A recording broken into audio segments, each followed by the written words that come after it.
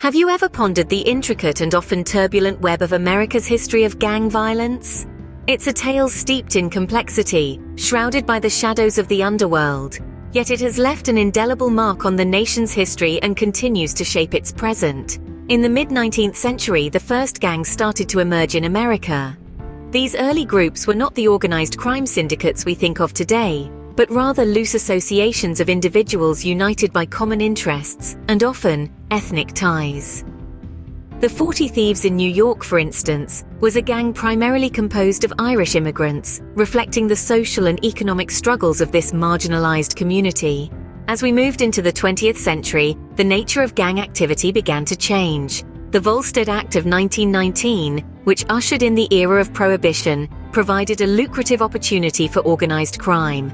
Gangs such as Chicago's infamous Al Capone's outfit and New York's Five Families exploited the thirst for illegal alcohol, amassing wealth and power. The mid-20th century brought a new wave of gang activity, particularly in urban areas. Los Angeles saw the birth of the Crips and the Bloods, while Chicago witnessed the rise of the Gangster Disciples. These gangs, often formed along racial or ethnic lines, were a response to social inequalities and provided a sense of identity and protection for their members.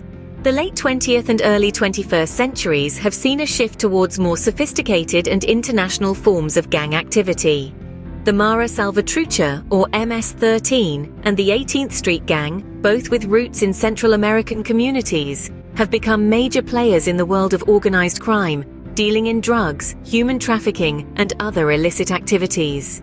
To summarize, America's history of gang violence is a complex narrative that mirrors the social, economic, and political changes of the nation. From the early immigrant gangs of the 19th century to the organized crime syndicates of the Prohibition era, and from the street gangs of the mid-20th century to the international crime organizations of today, each wave of gang activity reflects a response to the conditions of the time.